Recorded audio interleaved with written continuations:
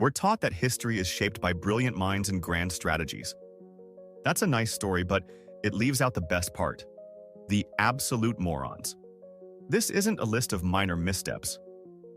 This is a celebration of the 33 most magnificently incompetent figures to ever wield power, whose legendary blunders prove that a high rank and a low IQ is a timelessly explosive combination. 1. Let's start with a quiet death. A truly dumb, quiet death. Charles Valentin Alcon was a 19th century French composer and one of the greatest piano virtuosos of his time, a rival to Chopin and Liszt. So how did this musical titan meet his end? In a blaze of glory, finishing a masterpiece? No. According to legend, Alcon, a deeply religious man, was reaching for a copy of the Talmud on the very top shelf of his massive bookcase. As he pulled the book, the entire, heavy piece of furniture tipped over and crushed him. You'd think a man who could command 88 keys with God-tier precision would have a better grasp of basic physics. This wasn't a dramatic, poetic ending. It was a final, ironic footnote delivered by a piece of furniture. 2. Speaking of figures with an overinflated sense of their own power, let's talk about Xerxes I, the king of Persia. When a violent storm destroyed his meticulously constructed pontoon bridges across the Hellespont Strait, Xerxes didn't just get mad. He got biblically, absurdly furious. He decided the sea itself was guilty of insubordination. So, he did what any rational, all-powerful ruler would do.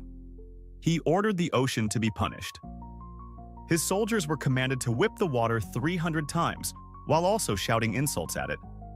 They even branded the sea with hot irons. Imagine being the soldier tasked with that job. It's the ancient world's equivalent of yelling at a faulty printer, but with an entire army and a whole lot more theatricality. The sea, unsurprisingly, did not issue a formal apology. 3. If fighting the ocean seems dumb, how about prioritizing a chicken over your empire? Meet Roman Emperor Honorius. In 410 AD, the Goths were sacking the city of Rome, a truly cataclysmic event. A messenger rushed to the emperor and delivered the devastating news with the words, "Rome has perished." Instead of displaying shock or grief, Honorius reportedly breathed a huge sigh of relief. Why? Because he thought the messenger was talking about his favorite pet chicken, which he had cleverly named Rome. The capital of the Western world was burning to the ground, and the guy in charge was mainly concerned about the well-being of his poultry. You really can't make this stuff up. The empire might be collapsing, but thank God, the chicken is okay. 4. Every great invention needs a great product demo. François Anglais, the inventor of roller skates, understood this. To unveil his creation to the world in the 1760s, he planned a truly spectacular entrance at a fancy Parisian masquerade ball. He strapped on his newfangled skates, picked up his violin to play a tune, and gracefully rolled into the room. The crowd was stunned. What a genius! What flair! There was just one tiny, minuscule detail he had overlooked in his design process: a braking mechanism. Angler, gliding elegantly while playing music, suddenly realized he had no way to stop. He careened across the ballroom floor and crashed directly into a massive, floor-to-ceiling mirror, shattering the glass, his violin, and his dignity all at once. 5. Next up is Ottoman Sultan Ibrahim, a man whose nickname, the Mad, wasn't just for show. It was a title he earned with gusto. Ibrahim had a few obsessions, including large women and lavish furs, but his defining characteristic was his explosive paranoia. One day, he became convinced that someone in his massive harem of 280 concubines had been unfaithful. His solution was not to launch an investigation. It was to implement a policy of total workforce liquidation. He ordered all 280 women to be bound in weighted sacks and thrown into the Bosphorus Strait to drown. It's a management style that is certainly decisive, if nothing else. Forget dealing with human resources. Ibrahim's approach was to just reboot the entire system by drowning it. 6.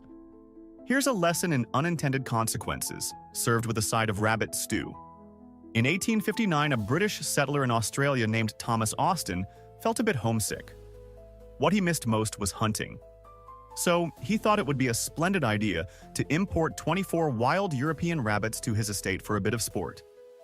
In his own fateful words, he declared that the introduction of a few rabbits could do little harm. This might just be the most catastrophic understatement in ecological history. Those few rabbits bred like, well, rabbits. Within 50 years, their population had exploded to an estimated 600 million, causing an environmental disaster, wiping out native species, and devastating farmland across the continent. All because one guy just wanted to shoot something familiar. 7. If you thought introducing rabbits was a bad idea, meet Eugene Schieffelin, a pharmacist from New York who was the world's biggest Shakespeare fanboy. His life's mission was truly bizarre. He wanted to introduce every single bird mentioned in the works of William Shakespeare to North America. In the 1890s, after a few failed attempts with other birds, he released about 60 European starlings into Central Park. Unfortunately for North America, the starlings thrived. Today, their population is over 200 million. They are an aggressive, destructive, invasive species that drives out native birds, devastates crops, and has even been responsible for downing an aircraft. All this ecological chaos, not for profit or conquest, but because one dude really loved Shakespeare. 8. Most legal systems agree that the defendant should probably be alive for their trial. Pope Stephen VI, however, disagreed.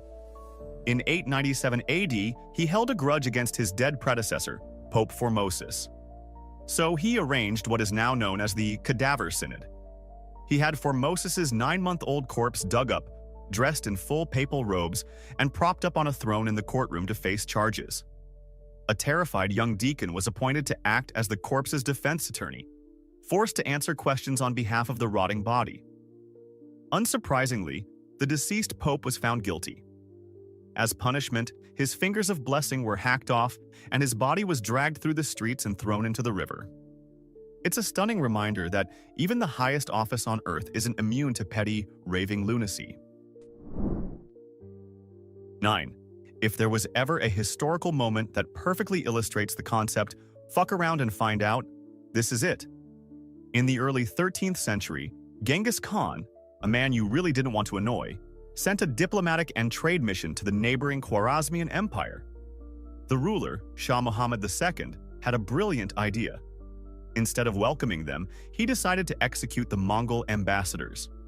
Now, there are a few universal rules in diplomacy, and rule number 1 is, you don't kill the messenger. The Shah didn't just break this rule, he shattered it. Genghis Khan's response was not a sternly worded letter. It was the complete and utter annihilation of the Khwarezmian Empire. He didn't just conquer it, he erased it from the map, a brutal lesson in why you never, ever poke the hornet's nest. 10. Everyone needs a role model, but it's probably best to pick one that's within your league. Francisco Solano Lopez, the dictator of Paraguay in the mid-19th century, saw himself as the Napoleon of South America. Filled with this grandiose self-image, he decided to prove his military genius by launching the War of the Triple Alliance. The problem? The Triple Alliance consisted of Brazil, Argentina, and Uruguay. He literally declared war on his 3 much larger neighbors at the same time. It was less of a strategic masterpiece and more of a national suicide pact. The result was one of the most catastrophic conflicts in modern history, leading to the deaths of up to 70% of Paraguay's adult male population. He may have thought he was Napoleon, but he ended up being the architect of his own nation's demographic collapse. 11. Here's a quick lesson in management from the Roman Empire. When Emperor Pertinax took power in 193 AD, he inherited a corrupt and undisciplined Praetorian Guard. These were the elite imperial bodyguards who had just murdered his predecessor. Pertinax decided his very first order of business should be to instill discipline and, most importantly, cut their pay. Let that sink in. His plan was to reform his own notoriously violent, sword-wielding bodyguards by taking away their money. It's a classic case of completely misreading the room. The Praetorian Guard responded to this brilliant HR initiative exactly as you'd expect. After just 87 days on the job, they stormed the palace and murdered him. It was a reign so short he barely had time to warm the throne. 12. If you can't earn it, why not just buy it? After the murder of Pertinax, the Praetorian Guard did something truly incredible.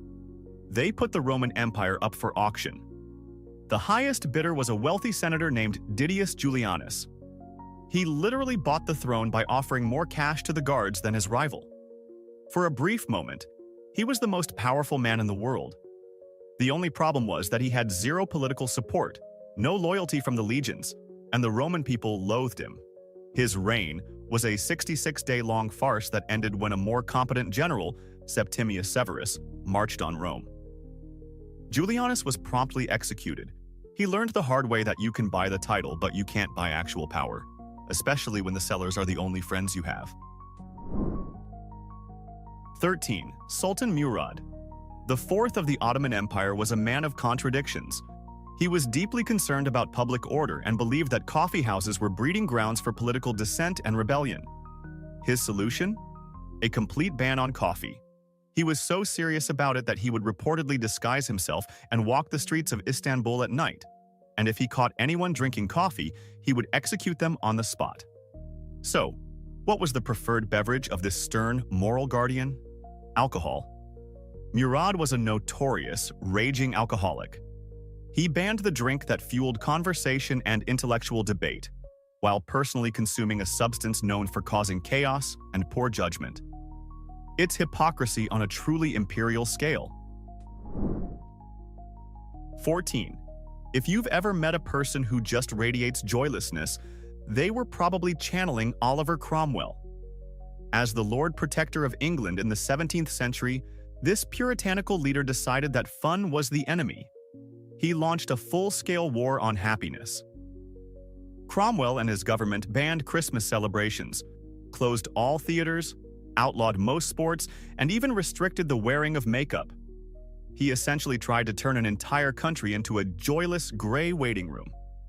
The English people hated it so much that after he died and the monarchy was restored, they didn't just move on. They dug up Cromwell's body, put his corpse on trial for treason, and executed him posthumously. That's how much they missed their parties. 15. When you're a king on the run for your life during a violent revolution, subtlety is key. This was a lesson French King Louis XVI completely failed to learn. As the French Revolution raged, he and his family attempted to escape the country, but they didn't do it quietly in the dead of night. No, they commissioned a massive, brand new, incredibly luxurious and slow-moving carriage. To make matters worse, they didn't exactly keep a low profile on the road, stopping for fancy meals and to greet people who recognized them. It was less of a desperate escape and more of a royal parade. Unsurprisingly, they were easily identified and arrested, a blunder that sealed their fate with the guillotine. It was the dumbest getaway plan in history. 16. Sometimes a person's nickname tells you everything you need to know. Meet Ethelred the Unready, a 10th century king of England. Now, unready here doesn't mean he forgot his keys. It's Old English for ill-advised. And boy, did he earn that name. His grand strategy for dealing with constant Viking invasions was to simply pay them to go away. This payment was called the Danegeld. It worked beautifully for a while. The Vikings would take the massive bribe and leave. But then they realized something. If you could get paid a fortune for almost invading England, why not just come back next year and ask for more? Ethelred's policy turned England into the world's most reliable ATM for raiders, bleeding his kingdom dry and ensuring the Vikings would always return. 17. Some people leave a mark on history. Thomas Migley Jr. left a giant toxic crater. This American chemist is quite possibly the single human being who has caused the most damage to the planet. First, in the 1920s, he invented leaded gasoline to stop car engines from knocking. This released immense quantities of neurotoxic lead into the atmosphere, poisoning generations of people and the environment. But he wasn't done. He then went on to invent Freon, the first chlorofluorocarbon, which became the go-to refrigerant and aerosol propellant. This single invention tore a massive hole in the Earth's ozone layer. In a final, darkly ironic twist, he died after getting entangled and strangling himself in a system of ropes and pulleys he designed to help him get out of bed after contracting polio. He was literally killed by his own bad invention.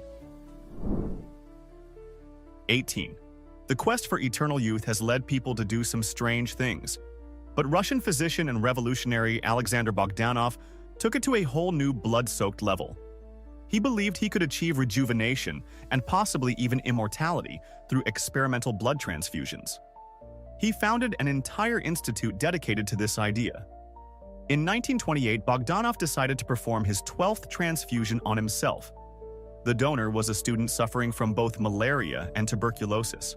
Bogdanov, blinded by his own theories, saw no issue with this. The result was predictable. Shortly after pumping himself full of diseased blood, he died a painful death. He wasn't just wrong. His quest for eternal life directly and idiotically led to his own demise. 19. If you think blood transfusions for immortality is weird, let me introduce you to the concept of a lemonade ocean. Alfred Brisbane was a follower of the utopian socialist Charles Fourier, a philosopher with some, let's say, imaginative ideas. One of Fourier's most famous predictions was that in a future state of perfect social harmony, the oceans would lose their saltiness and turn into a delicious planet-sized glass of lemonade. Brisbane wasn't just a passive believer in this theory. He was an evangelist for it.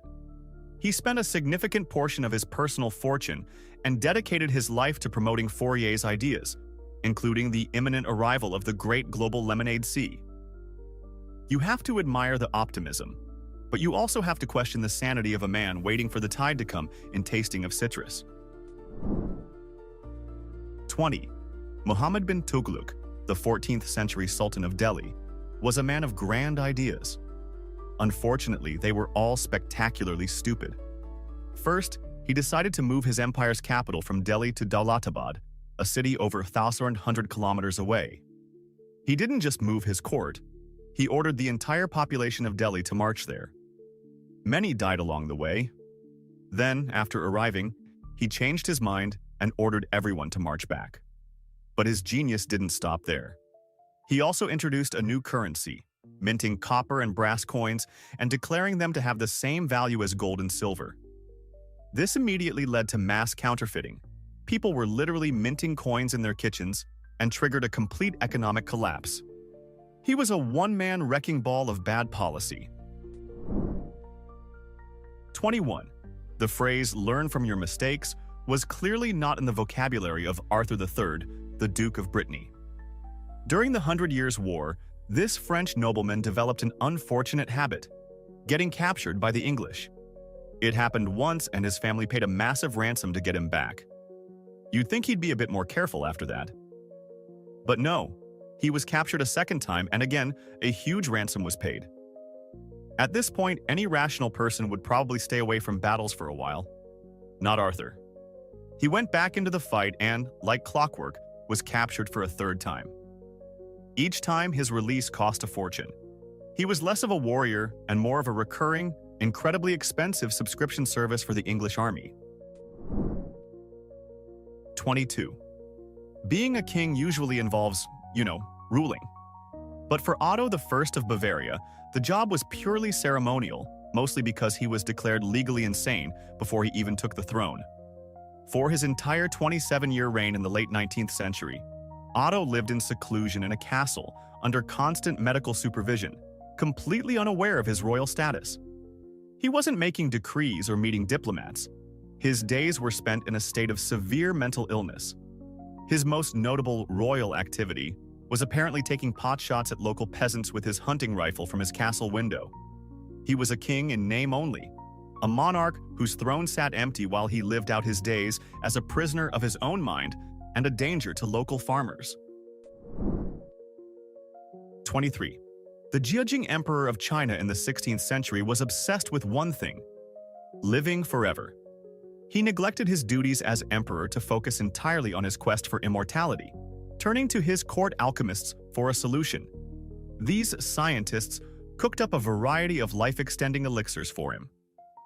The key ingredient in many of these magical potions? Mercury. The emperor dutifully consumed these concoctions, believing they were purifying his body and leading him to eternal life. Instead, as modern science could have told him, he was just slowly and systematically poisoning himself with a heavy metal. In a twist that should have surprised absolutely no one, the emperor's elixir of immortality ended up killing him. A classic case of the cure being infinitely worse than the disease. 24. Mithridates. The sixth of Pontus was the most paranoid king in the ancient world. His greatest fear was being assassinated by poison. To combat this, he developed a meticulous routine of taking tiny, non-lethal doses of every poison known to man, hoping to build up a total immunity. For years, he was his own personal, walking toxicology lab. And in a way, it worked. When the Romans finally defeated him in battle, he chose suicide over capture. He reached for his trusty vial of poison, the one weapon he believed he was immune to, and drank it. Nothing happened. His lifelong paranoia had paid off so well that he literally couldn't poison himself. In a final, frustrating irony, he had to order one of his own guards to kill him with a sword. 25. Leaders often rely on advisors, intelligence reports, or strategic analysis to make critical decisions. A certain 19th century king of Cambodia, however, relied on his dreams. According to historical accounts, this monarch had a particularly vivid nightmare one night in which he saw his entire navy being utterly destroyed. Instead of waking up and dismissing it as a bad dream, he took it as a divine prophecy.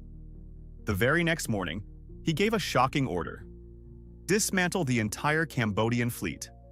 Just like that, based on a single bad dream, the nation's naval defense was gone. It's a foreign policy decision-making process that makes flipping a coin seem like a sophisticated strategic exercise. One can only wonder what would have happened if he had dreamt his palace was made of cheese. 26. Most monarchs collect art, land, or titles. King Farouk I of Egypt collected things he stole. He was a kleptomaniac on an international scale. This wasn't a secret habit. It was a well-known part of his character. He would pilfer everything from ceremonial swords to random trinkets from his hosts and fellow dignitaries. His most audacious and famous theft occurred during a meeting with Winston Churchill. While the British Prime Minister was distracted, King Farouk managed to steal his prized pocket watch right from his vest. Churchill, a man not easily rattled, eventually realized what had happened and had to diplomatically demand its return. It's one thing to be a king, but it's another level of audacity to be a king who is also a common pickpocket. 27. Writing can be a powerful tool for expressing ideas. For the 17th century English politician Algernon Sidney, it was also a self-signed death warrant. Sidney was a staunch Republican who opposed the idea of absolute monarchy.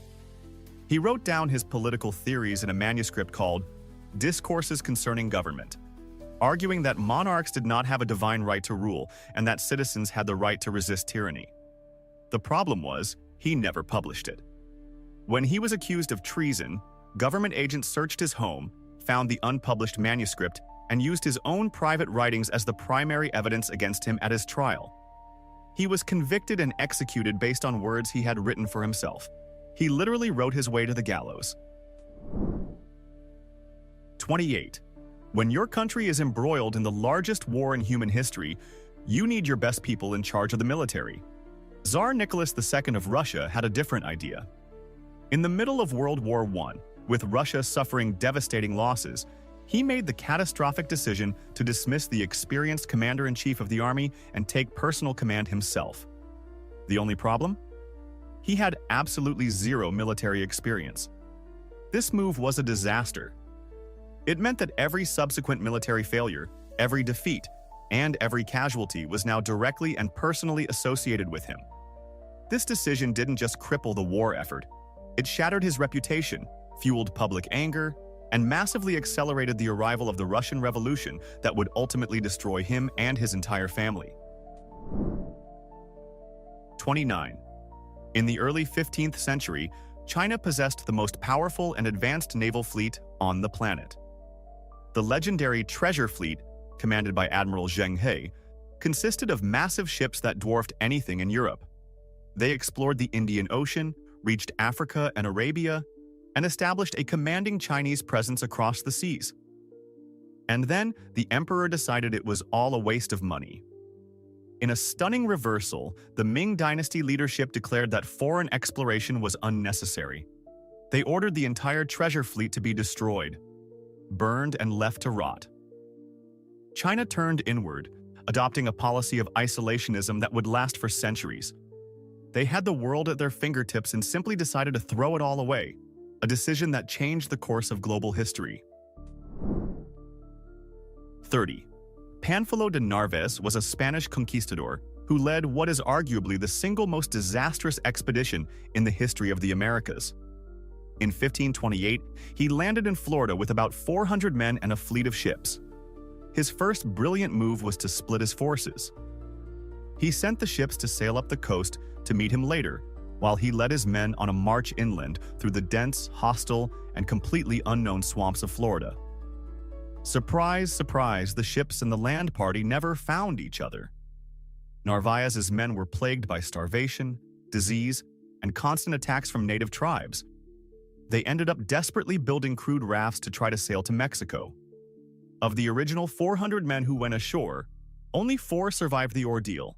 It was a masterclass in how not to explore. 31.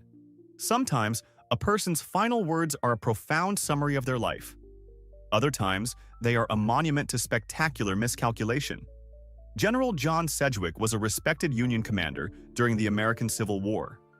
At the Battle of Spotsylvania in 1864, he was directing his troops when he noticed some of them were ducking to avoid enemy sniper fire from a great distance. Annoyed by their cowardice, Sedgwick stood tall and chided them with the now infamous last words, "They couldn't hit an elephant at this distance." A mere moment later, a Confederate sniper's bullet struck him just below the left eye, killing him instantly. It was a tragic, ironic, and brutally effective lesson in not underestimating your enemy, delivered at a velocity of over 800 meters per second. 32. Here we have a story that sits on the fine line between idiocy and genius. Spiridon Louis was a humble Greek water carrier who became a national hero after winning the first ever Olympic marathon at the 1896 Athens Games. His victory was a moment of immense pride for the host nation. After the race, the King of Greece was so overjoyed that he offered to grant Louis any gift he desired. He could have asked for riches, land, a government position, anything.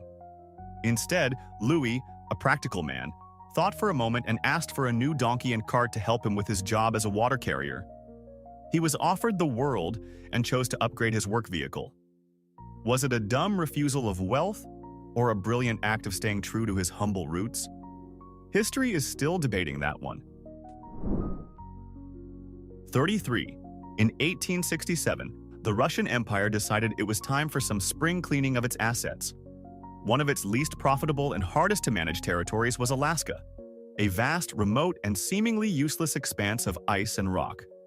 Convinced it was nothing but a frozen wasteland, Tsar Alexander II sold the entire territory to the United States for $7.2 million. That works out to about 2 cents per acre.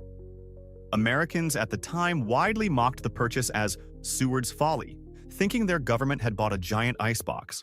Then, just a few decades later, massive deposits of gold were discovered, followed by one of the largest oil reserves on the planet. Russia, in a moment of spectacular short-sightedness, had sold a territory brimming with incalculable natural wealth for the bargain bin price of a minor royal wedding. 33 exhibits of glorious, world-altering incompetence. But we know the Hall of Shame is vast and the competition is fierce. So, who is the one unforgivable omission from this list? Whose monumental act of idiocy did we criminally overlook, and why do they deserve the 34th spot? Make your case in the comments below. If you enjoyed this trial of terrible decisions, render your verdict on that like button and subscribe for more.